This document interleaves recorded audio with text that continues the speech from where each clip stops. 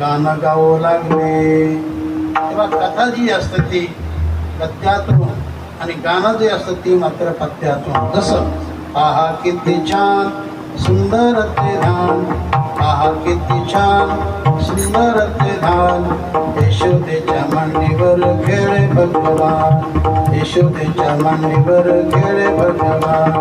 आहा किती छान सुंदर ते धान, आहा किती छान सुंदर ते धान, यशोदेच्या मांडीवर खेळे भगवान, यशोदेच्या मांडीवर खेळे भगवान.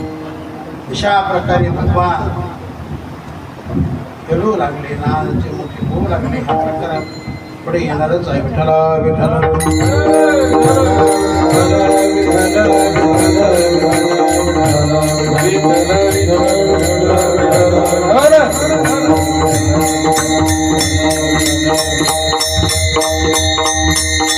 भगवंताने